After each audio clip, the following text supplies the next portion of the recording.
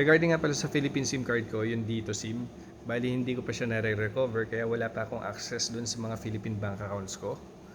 Tapos, yung complaint ko sa NTC about dito, wala pa rin ginagawa yun dito. Wala ko nare-receive na kahit anong contact from them.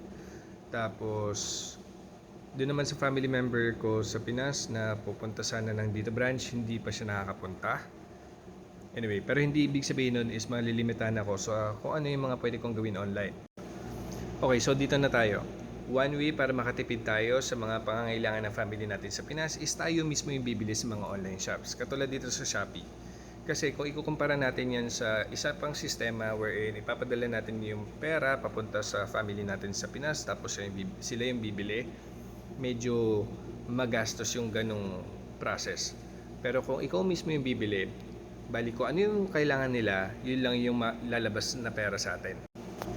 Pag ako gumagamit ako ng Shopee app, ako chine-check ko to. Pag nag-search ako ng item, ina-activate ko lang yung Shopee Mall. Hindi ko na pinapansin kung hindi siya naka-Shopee Mall. Tapos, ayun, nag-search ako ng dog food at saka higaan ng aso. Tapos, in-add to cart ko na. So, ito na yun. Ang maganda pa dito sa Shopee is yung discount. So, dito kasi lumilitaw na 2,000 pesos yung total na nababayaran ko. Tapos, wag mo kakalimutan na mag-activate ng voucher. Kasi dito pag tinap natin yan, may mga available na voucher sa atin, depende dun sa ginastos natin dito sa cart, magkakaroon pa yan ng discount. Katulad yan. So kung kanina free shipping lang, so from 2,000, nagkaroon ako ng discount na 460. Kaya 1,540 na lang yung babayaran ko. Okay, dito sa address selection, make sure na kung sino yung tatanggap sa Pinas, personal information niya at saka yung mobile number niya yung ilalagay natin dito. Lagi mo i-double check kasi katulad nun sa akin, nakalagay dito yung personal information ng tatanggap sa Pinas at saka yung personal information ko pag nagbabakasyon ako sa Pinas.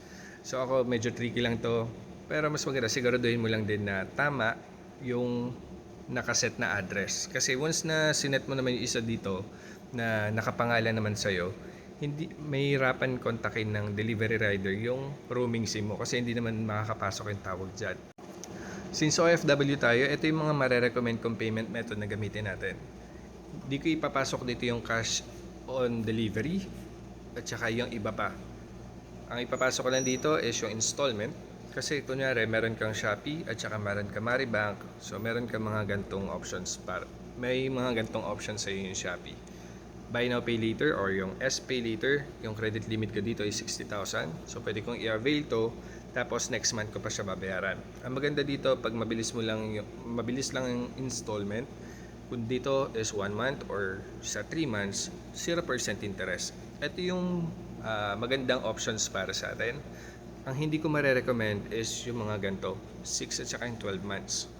Kahit na gaano pa yan kamahal, kung hindi mo naman talaga kailangan o hindi siya emergency, I do not recommend na nag-avail ka ng 6 or 12 months kasi papatong din yung mga interest. Ako, mindset ko kasi hindi ko hinahayaan na kumikita sa akin yung bangko or kahit anong institution. Lalo na pagdating sa mga interest na yan. Tapos, dito, credit card.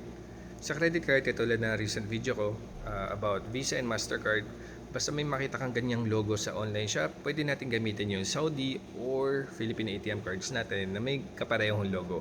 So dito mag-a-apply yan. Kung hindi mo pa na-i-add yung Saudi ATM card mo, itap mo lang yung add new card, then ilagay mo na yung card details ng ATM card mo. Kung STC Bank man yan, basta may Visa logo, pwede natin ipambayad yan dito. So yung ATM cards kasi, di ba, may card number siya. Yan yung mga ipapasok natin dito. Card number, expiration date, name on card. Kung ano yung nakalagay dun sa ATM card mismo, kung ano yung spelling ng name mo doon, yun yung ipapasok natin dito. Kasi kailangan magtugma. Tapos yung CVV, ito yung 3-digit na nasa likod ng ATM card. Tapos verification na lang, may OTP na papasok. Sisingilin ka ng refundable na 1 peso. Tapos ma-add na natin. Ito yung magiging itsura pag pinasok na natin yung Saudi ATM card natin. So, yan na. Meron akong Union Bank cards at saka yung YourPay prepaid card ko yung pinasok ko. Pag okay na lahat, sinili ko na yung ATM card na yung pambabayad ko. OTP na lang, then tap na natin yung submit. Tapos okay na. So naging successful na yung pagbayad natin ng 1,540.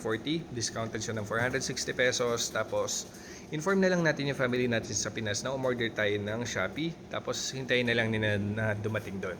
Kukontakin siya ng delivery rider pag hinahanap na siya. Kunyari, katulad yan sa case ko, dog food yung kailangan sa bahay. Kung ipapadala ko yung pera diretso sa kanila tapos sila yung bibili, malabong 1,500 lang ipadala ko. Parang aabot pa yan ng mga 2,500, 3,000 para lang kasi 'di ba? Lagi may pasabit yan na extra, kunyari pangkain sa labas, ganyan. So at least kung ganito, 1,540 pesos lang yung ginastos ko compared dun sa magpapadala pa ako ng cash sa kanila. And yung maganda pa, yung essence nung regalo. Parang nagregalo ka sa family mo sa Pinas, mas ma-appreciate din nila to. And makokontrol mo yung financially yung sinasahod mo dito sa Saudi.